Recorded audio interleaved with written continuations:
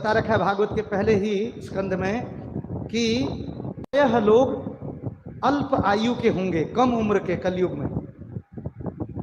युगे जना मंद सुमंद मतयो, मंद मतलब कम बुद्धिमान और सुमंद का मतलब अच्छे से कम बुद्धि वाले लोग।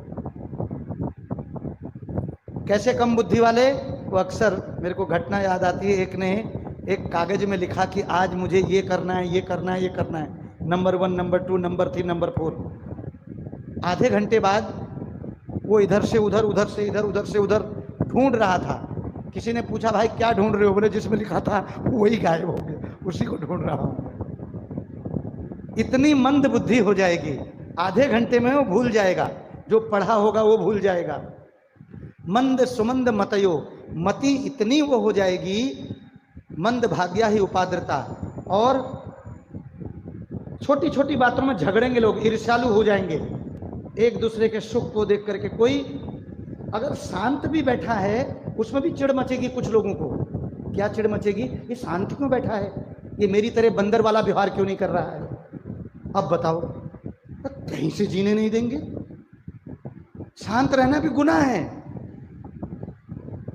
तो ये ईर्ष्यालु और झगड़ालु, गली गली कूचे कूचे में झगड़े दिख रहे होंगे।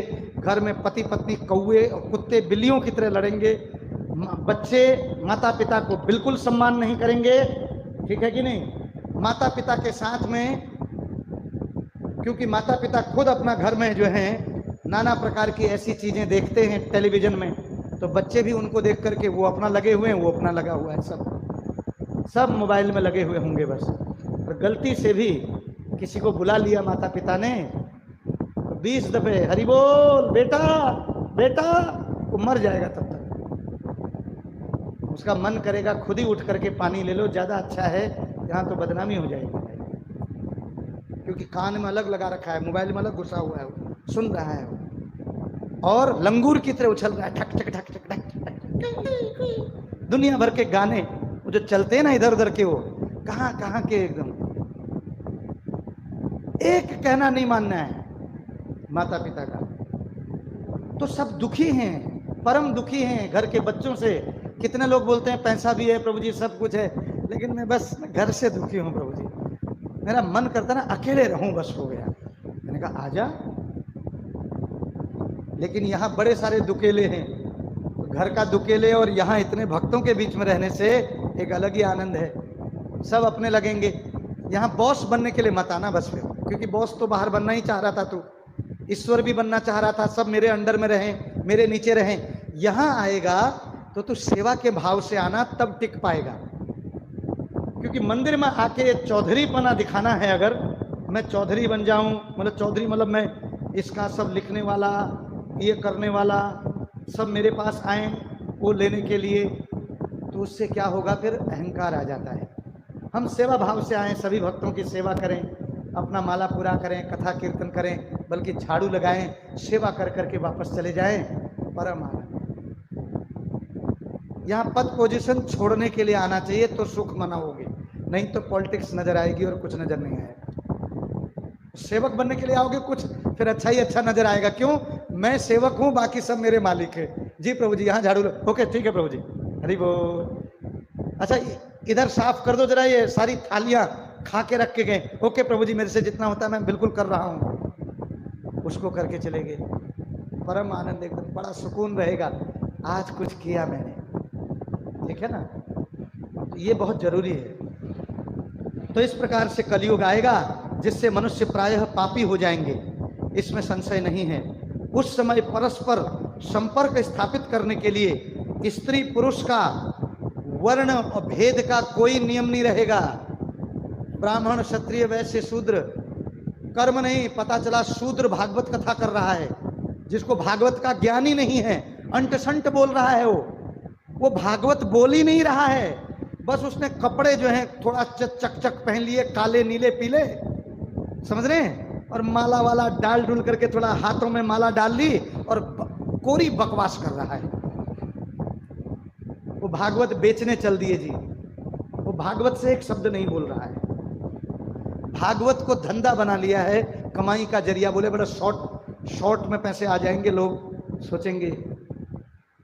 तो ये कलयुग में इस प्रकार से वर्ण स्त्री पुरुष का कोई भेद नहीं, कोई शादियां नहीं। आने वाले बच्चे अगर ये सब चीजें बता के नहीं गए, अपनी बातें नहीं बता के गए बिठा बिठा करके, तो सब लिविंग रिलेशनशिप में भी नहीं रह पाएंगे। हर दिन कुत्ते बिल्लियों की तरह बदलते रहेंगे जैसे देश विदेश में बदलते हैं, और जरा सा भी शर्म नहीं रहेगी। फिर धर्म का काम केवल माथे पर तिलक लगा देने से हो जाएगा। वो आजकल वृंदावन में ठप्पा लगा देते ना, ठप्पा लगाया, पैसे दो, पैसे, उससे भी पैसे कमाने का उदाहरण हो दे ठप्पा। और हाथों में बांधते हैं, वो गले में कंठी कभी नहीं बांधेंगे, हाथों में बांधेंगे नाना प्रकार के। और जितने भी ये ठेले वाले हैं ना, भागवत कथाओं में लगाते हैं ये प्रभुपाद जी की किताबें और माला नहीं रखते हैं, ये जिससे कमाई हो सके वही फोकट की चीजें इधर उधर किए। ब्राह्मण केवल वो मंत्रों को इसलिए थोड़ा बहुत सीखेंगे पैसे कमाने के लिए, केवल उदर पूर्ति के लिए, लोगों का भला करने के लिए नहीं। उनके शांति पाठ, खुद ही अशांति मची हुई है समझ रहे हैं? यहां तक बता रखा है, ये जो भागवत कराते हैं कभी कभी बाहर, कभी कभी कितने जगह जगह पर बड़े बड़े पंडाल लगाते हैं, वो एक ट्रस्ट बनाते हैं, समिति, और उसमें पैसा इकट्ठा करते हैं, और बाद में खुद ही झगड़ा हो जाता है। तूने इतना पैसा कहाँ डाला, तूने इतना कहाँ डाला, आपस में झगड़ते रहते हैं। तो दूसरे को क्या शांति देंगे वो? समझ रहे ना?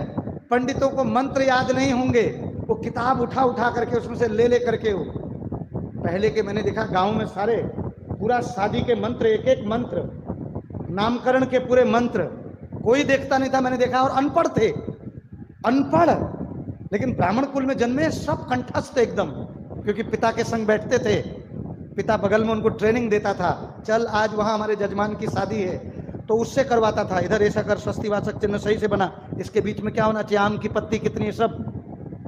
अब कुछ नहीं, अब वो टीन का डब्बा, बोले पंडित जी आप ही ले आना हवन के लिए। तो तू क्या करेगा? बोले मैं सिगरेट फूकूंगा। बदमाश, कतई लाभ होने वाला नहीं है। पंडित भी वैसा ही चाय की चुस्कियां ले रहा है, उधर जजमान बोले आओ, और सुरती डाल रहा है। कहां से वो सफल होंगे मंत्र? फिर सुरती ठूस रहे हैं।